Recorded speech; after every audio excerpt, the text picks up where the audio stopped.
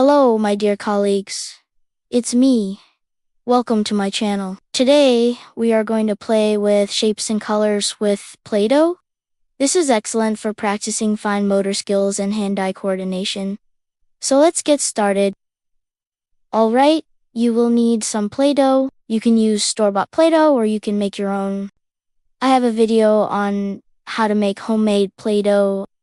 The link is provided below. You will also need some cookie cutters in different shapes and sizes and some food coloring. I always keep a few colors of food coloring in my classroom.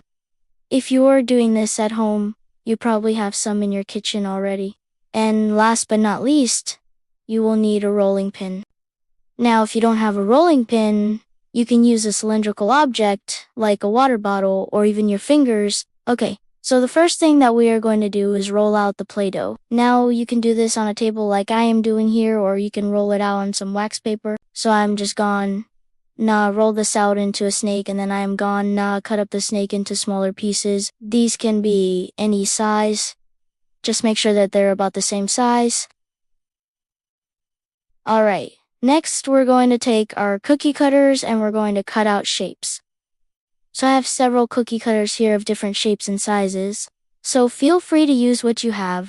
I'm going to cut out a circle, a square, a triangle, and a heart. Now you can just do 2 or 3 shapes. I'm just doing a lot because I have extra cookie cutters. So after you cut out all of your shapes, set them to the side. Now we're going to take the Play-Doh and we're going to color it. We're only going to use a little bit of food coloring. Just a little goes a long way. So I am going to divide up my Play-Doh into 4 sections because I have 4 different shapes. So I'm going to put a little bit of red food coloring in there. Mix it up. That looks good. I'm going to put a little bit of blue in here. That looks good. Green. That looks good.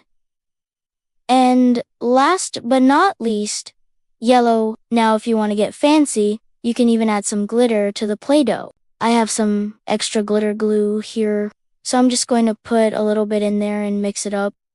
I love using glitter glue for this because it adds some extra sparkle and it also helps the Play-Doh not stick to the table as much. Okay, now that our Play-Doh is all colored, we're going to go ahead and start creating. So I am going to take my shapes and I am going to roll them out one at a time. So we're going to roll out the circle. Now, once you roll it out, you can either keep going around in a circle or you can roll it back and forth like this. So I am going to roll it back and forth a couple times, and then I'm going to move on to the next shape. So now we're going to do the square. So I am going to roll it out and then I am going to roll it back and forth a couple times. Next, we're going to do the triangle.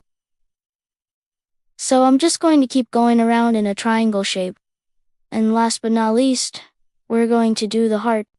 Now, this one, you can go around in a circle, and then you can do a little wiggle like this. Or you can just roll it back and forth. So after you finish all of your shapes, you can just keep on going. You can make a pattern with the shapes. You can make a design. You can even use the shapes to create a monster. Look at that monster. He's so cute. So these are just a few ideas of things that you can do with your kids or your students to practice shapes and colors with Play-Doh. If you are looking for more fun ways to learn shapes, check out the Shapes and Colors Sort.